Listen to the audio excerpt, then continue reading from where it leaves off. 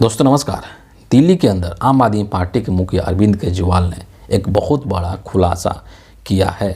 आपको पता है कि 5 फरवरी को चुनाव हो चुके हैं और उसके बाद जिस तरीके के एग्जिट पोल्स दिखाए जा रहे हैं उसमें साफ तौर पर बीजेपी की सरकार बनती हुई दिखाई जा रही है। तमाम तरीके के जितने भी एग्जिट पोल्स हैं एकाध को अगर छोड़ दिया जाए अपवाद स्वरूप तो लगभग सभी एग्जिट पोल दिल्ली में बीजेपी की सरकार बना रहे हैं। और उसी चीज़ को लेकर के केजरीवाल साहब ने एक खुलासा किया है, उस पर मैं आऊँगा। लेकिन उसके पहले ये जो जितने भी एग्जिट पोल्स दिखाए गए हैं अलग अलग एजेंसियों के माध्यम से, उसके ऊपर जो आम आदमी पार्टी के नेता हैं संजय सिंह, उन्होंने एक बहुत ही व्यंग किया है, कटाक्ष किया है और उन्होंने कहा है कि जो मसाज करने वाली एजेंसियां हैं या स्पा का काम करने वाली जो एजेंसियां हैं, अगर वो एग्जिट पोल बनाने लग जाएंगे तो फिर इसी तरीके के एग्जिट पोल बनेंगे जिसमें कि दूर दूर तक कोई हकीकत नहीं है, कोई सच्चाई नहीं है। और 8 फरवरी को जब मतगणना होगा, जब काउंटिंग होगा, तो उसमें आम आदमी पार्टी प्रचंड बहुमत के साथ सरकार बनाएगी। देखिए, जब मसाज करने वाली और स्पा चलाने वाली कंपनियां एग्जिट पोल करेंगी तो एग्जिट पोल के नतीजों का क्या किया जाएगा ये आप लोग बहुत अच्छे तरीके से समझ सकते हैं। मैं तो सिर्फ इतना कहना चाहता हूं, 8 तारीख का इंतजार कीजिए। प्रचंड बहुमत के साथ आम आदमी पार्टी की सरकार बनेगी दिल्ली में। ये कितना सच है संजय सिंह का दावा, इसको तो हम 8 तारीख को देख लेंगे। लेकिन अरविंद केजरीवाल ने जो खुलासा किया है, एक ट्वीट के माध्यम से उन्होंने खुलासा किया है और इसको यहाँ पर देखना बेहद ज़रूरी है। केजरीवाल साहब कह रहे हैं कि कुछ एजेंसीज दिखा रही हैं कि गाली गलौज पार्टी से इनका तात्पर्य यहाँ पर बीजेपी से है। गाली गलौज पार्टी की 55 से ज़्यादा सीट आ रही है। पिछले 2 घंटे में, असली चीज़ यहाँ पर है, पिछले 2 घंटे में हमारे 16 उम्मीदवारों के पास फ़ोन आ गए हैं कि आप छोड़ के उनकी पार्टी में आ जाओ, मंत्री बना देंगे और हर एक को 15-15 करोड़ रुपया देंगे।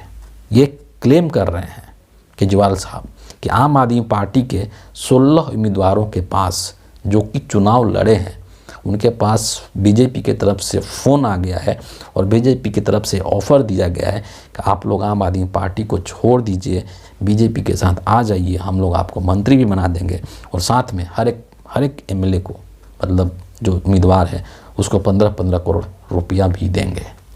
आगे लिखते हैं क्या कि अगर इनकी पार्टी की 55 से ज़्यादा सीट आ रही है तो हमारे उम्मीदवारों को फ़ोन करने की क्या ज़रूरत है। जाहिर तौर पर ये फर्जी सर्वे करवाए ही इसलिए गए हैं ताकि ये माहौल बनाकर कुछ उम्मीदवारों को तोड़ा जा सके, पर गाली गलौज वालों हमारा एक भी आदमी नहीं टूटेगा।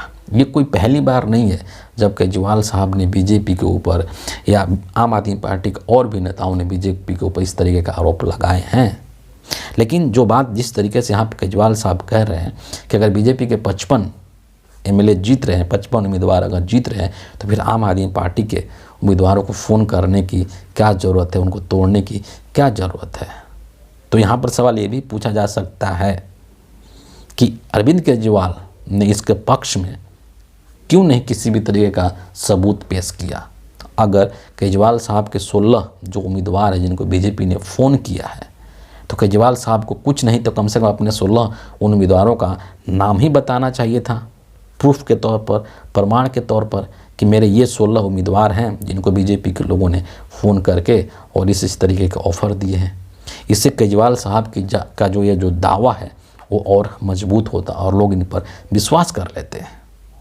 लेकिन इस तरीके से खोखला आरोप लगाना, इस पर लोग विश्वास नहीं करेंगे। ये चीज़ केजरीवाल साहब को समझनी चाहिए।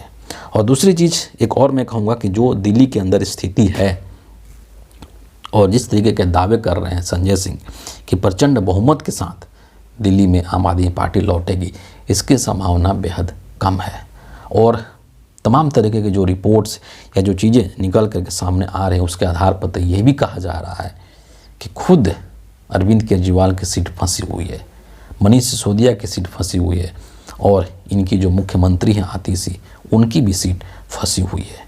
और केजरीवाल साहब 36 का आंकड़ा पार कर जाएं अगर, तो बहुत बड़ी बात है, प्रचंड बहुमत तो बहुत दूर की बात है।